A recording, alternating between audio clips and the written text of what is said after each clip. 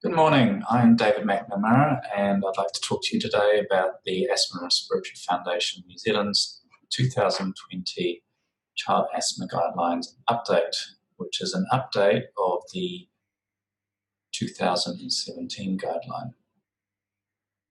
I'd like to start by acknowledging the contributors to the 2017 guideline, which were led by Professor Ines Ashall. I'd also like to acknowledge Tristram Ingham and Dr. Jim Reid and Joanna Turner, who contributed heavily to the update for 2020, and also acknowledge organisations and individuals who provided feedback on the guideline. There are two major changes for the 2020 guideline.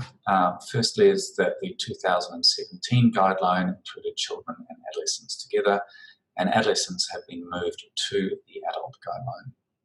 Secondly, there is simplification and clarification of preschool diagnosis and treatment, which is based on feedback and also research that came out subsequent to the publication of the 2017 guideline. The main sources for the guideline are the BTS and SIGN UK Asthma Guideline, as well as the Australian Asthma Handbook and GINA guidelines. Two documents that heavily influence the writing of the guideline are the UK National Review of Asthma Deaths in 2015 and the Asthma Health Literacy for Māori Children New Zealand Report 2015. The UK National Review of Asthma Deaths looked at all deaths in the UK from asthma in 2014 and suggested that there were serious deficiencies in basic care, both in primary care and in secondary care. In over 80% of cases, there were serious deficiencies in acute or preventative care. This included patients waiting in the emergency department for over an hour before receiving any treatment, and also patients who had not seen their GP for over a year, so had not had an opportunity to have their asthma control reviewed. Nearly a half of patients died without seeking help, which suggested deficits in asthma education, with patients not knowing when or how to seek assistance. And there was concern that the diagnosis process was unclear. If asthma was a fatal disorder in some cases, then the diagnosis of asthma should be formalised and clear. And the concern was that the diagnosis of asthma was so common that it had become trivialised and needs to become more formalised. In New Zealand, there are consistently about 75 deaths per year from asthma, which is almost all in adults. We have significant disparities, with Māori and Pacific Island patients having almost 5 times mortality rate of non-Māori Pacific patients. We can also produce almost identical figures for severe asthma cases and also hospital admissions for asthma. Despite this disparity in outcomes, there are also disparities in treatment. If we look at children presenting acutely with wheeze, Māori and Pacific Island children are more likely to receive oral steroids and nebulizers, suggesting that they are presenting with more severe episodes.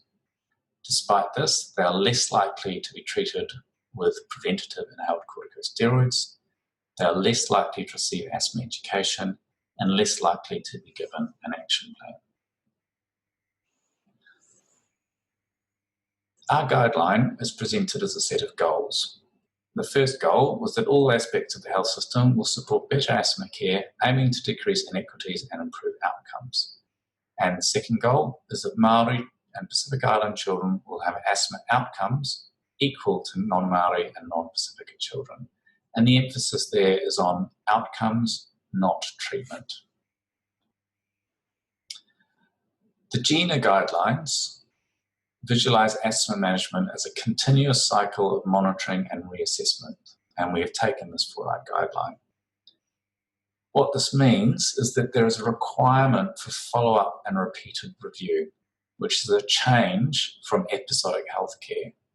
Such a change will require the use of formalised follow-up and recall systems, which may be a significant change for primary care management of asthma. Our next goal was that all children who have asthma are correctly diagnosed promptly. Diagnosis of asthma in children is based on having a characteristic set of symptoms in the absence of another cause and assessing the response to treatment. This is distinct from adults, where diagnosis is based on having characteristic symptoms and assessing objective tests of lung function. This is because children under 5 are not able to perform lung function testing, and even in older children, lung function testing is not widely available either in primary or secondary care. The likelihood of asthma increases the more characteristic the patient's symptoms are. Asthma patients typically present with symptoms of wheeze, breathlessness, chest tightness, and it is more likely that these symptoms are related to asthma if they're triggered by typical triggers such as exercise, cold air, and dust. Asthma is less likely if there's an isolated cough and or the absence of wheeze, and particularly if there's a wet, moist or productive cough. Normal lung function also makes the diagnosis less likely. In children, it is very important to consider red flags which may suggest an alternate diagnosis. And this includes daily symptoms from birth, which would suggest an underlying congenital disorder, frequent or daily wet cough, which would suggest a diagnosis such as cystic fibrosis or bronchiectasis, and signs of chronic disease such as digital clubbing, chest wall deformity, and failure to thrive. In children 5 to 11 years, we present this diagnostic pathway. So for a child with respiratory symptoms, we assess whether the symptoms are typical or not typical. If they are typical, the child is labelled as suspected asthma. And the reason for using the term suspected is to ensure that the next health practitioner assesses the response to therapy and determines the final diagnosis. Otherwise, we have the situation where children are initiated on preventative therapy and the diagnosis and response to therapy is never reviewed and just is continued on an ongoing basis. If this child responds to asthma therapy, then they are diagnosed as and treated as asthma. However, this should be re-evaluated every 3 months. If they don't respond or they present with non-typical diagnosis, then other diagnoses should be considered. And this will likely involve referral for investigation. Because asthma is so common, it may be that asthma is reasonably likely, or after diagnostic investigation, that asthma is the final diagnosis and a trial therapy should be performed. One of the common questions for children with wheeze is at what age do we diagnose asthma? The current paradigm is that children under 1 year presenting acutely with wheeze are diagnosed with acute bronchiolitis. Children 1 to 4 years are labelled preschool wheeze, and children over 4 years labelled as asthma. The preschool wheeze group presents with 2 distinct groups. There are those who only wheeze infrequently with viruses and don't have ongoing symptoms between. And in the second group, there are those with frequent wheeze, which may be either frequent wheeze on an ongoing basis or patients who present with severe or frequent viral-induced wheeze more than every 4 to 6 weeks. Only those with regular wheeze, either regular weekly symptoms or frequent exacerbations, have ongoing airway inflammation, and only those patients will benefit from preventers and should be treated as asthma. Infrequent wheezers will not benefit from inhaled steroids as preventers, but they may benefit from salbutamol as a reliever and should receive treatment with this. Patients can swap groups, so it's important to review and trial off medications each 3 months, as inhaled steroids do have effects on growth.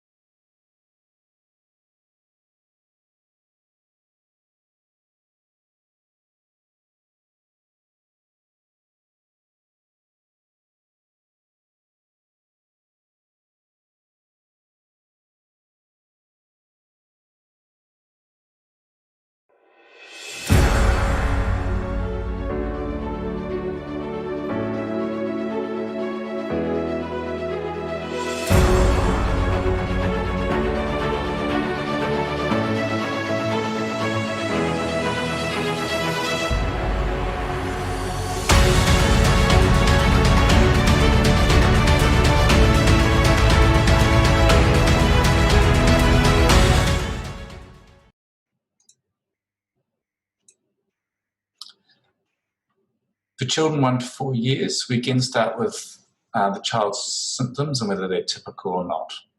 We next look at the frequency and pattern of symptoms.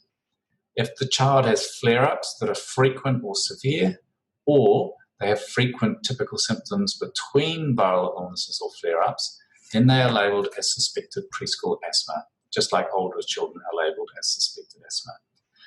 The reason for using the term preschool is to ensure that the child is not labelled with a lifelong diagnosis that will affect future employment or insurance prospects.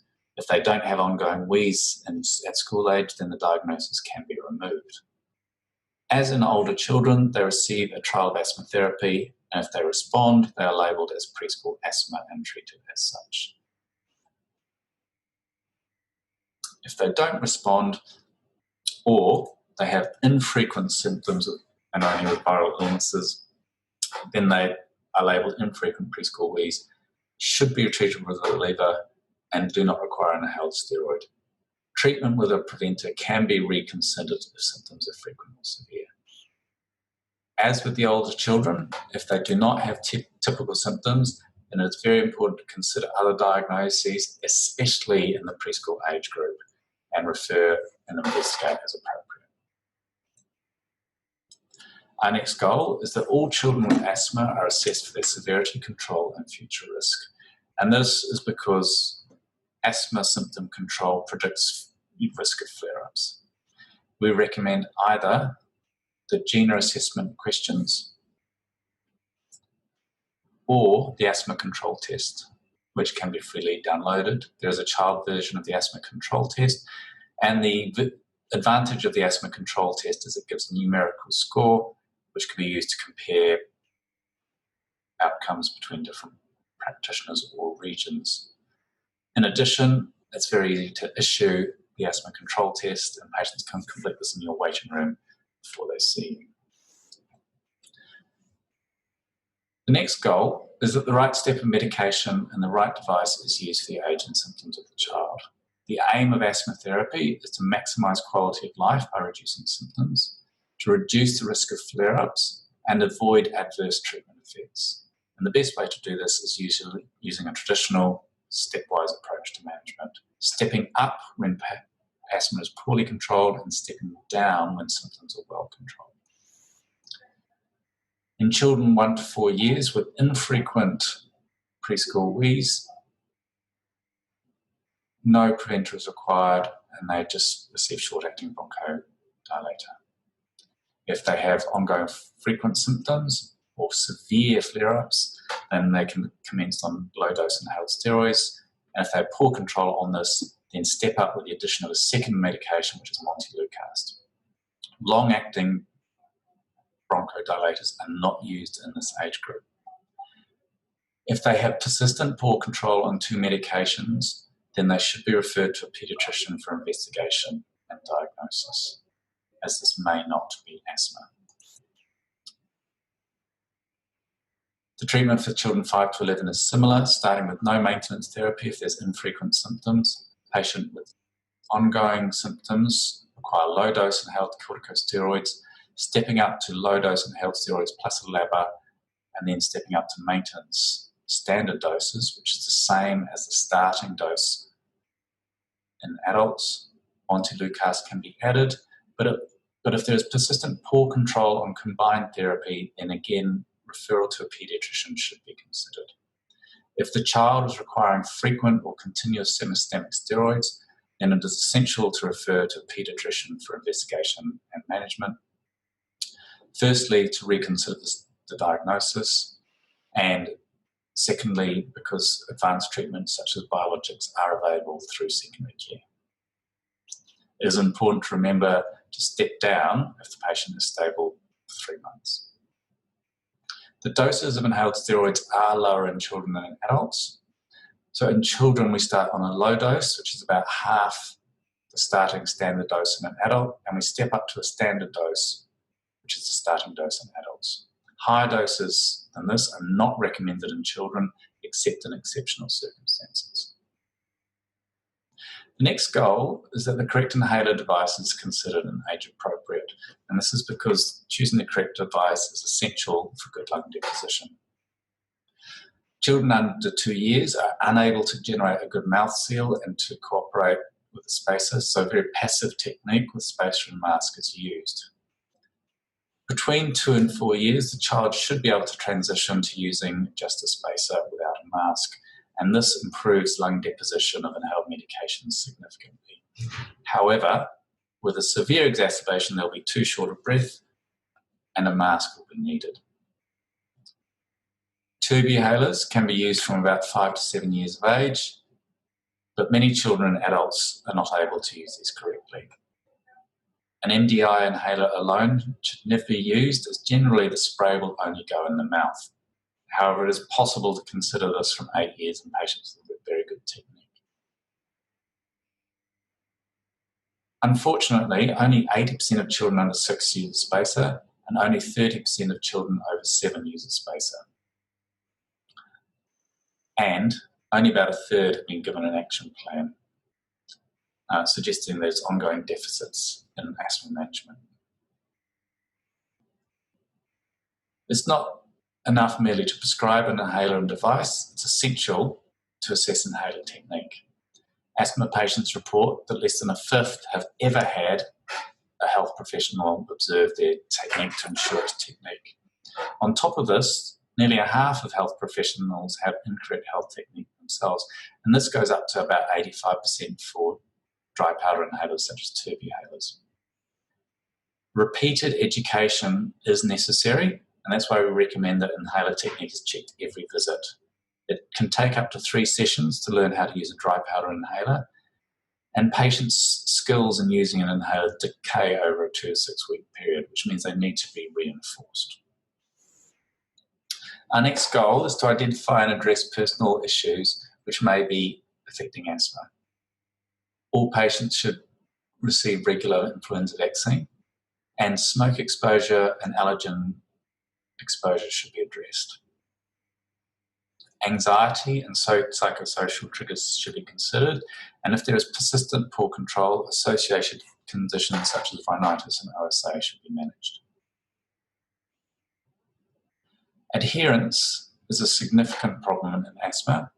You can see from this figure that patients who are less than 50% compliant only have 25% good control, whereas patients who are more than 80% adherent, nearly 80% of them have good control. So adherence is effective. Adherence can be assessed by assessing prescribing records, either from your own data of the practice, and more recently now, using electronic dispensing records.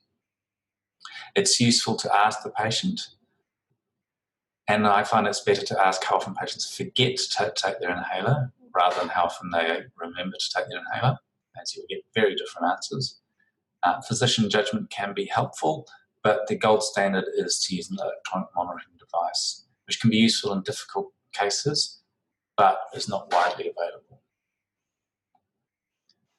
Unfortunately, only 30 to 50% of asthma patients are well controlled worldwide, and compliance with inhaler preventers is only about 20 to 30%. A third of patients with uncontrolled asthma use a preventer less than 1 per week. And the big issue is that adherence has not improved in the last decades.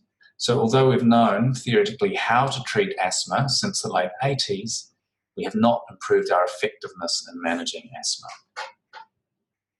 The bottom line is writing a prescription is not enough, and the patient and whānau need to be educated and motivated to manage the child's asthma.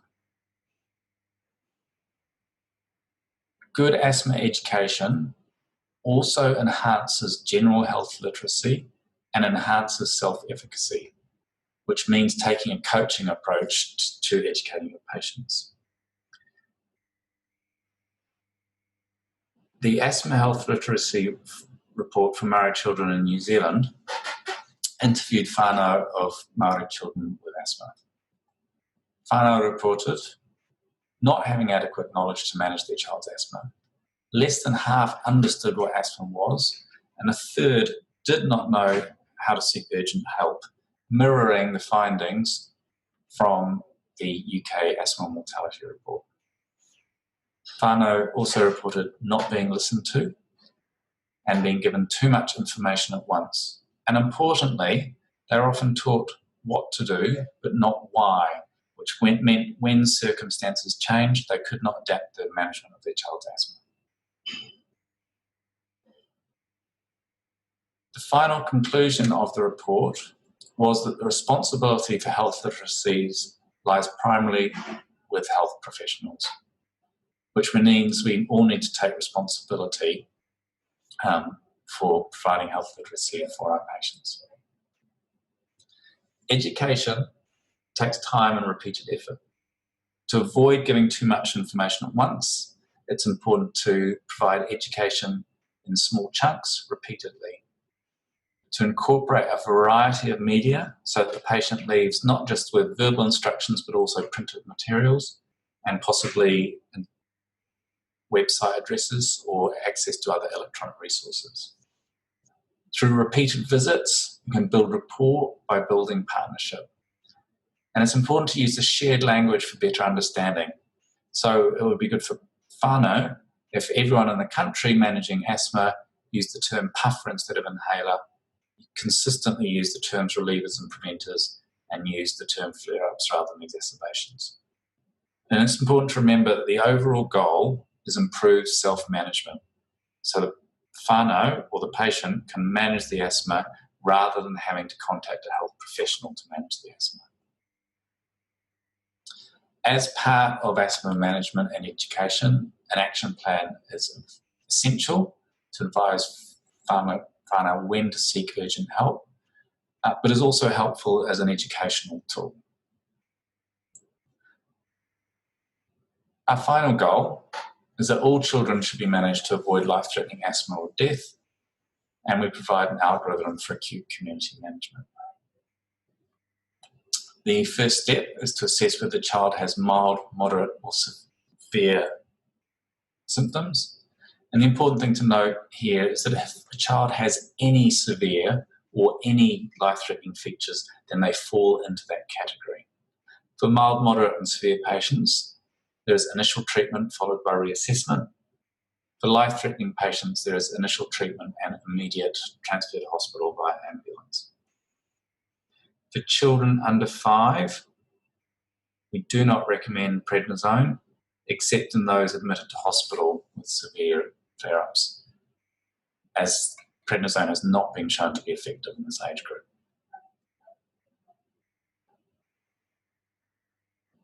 Following reassessment after initial treatment, it's important to consider the response. If there is no response, then the child should be referred to hospital as they're at risk of deterioration. If they do respond and become stable, then they can go home, but should have follow-up, which includes checking risk factors, compliance, education, and an action plan. In summary, in dealing with childhood and preschool wheeze, it's important to ensure the correct diagnosis and review this regularly. Disparities and inequities should be actively managed. And at every visit, check the asthma control, check the inhaler adherence, check the inhaler technique, check the action plan, and provide education.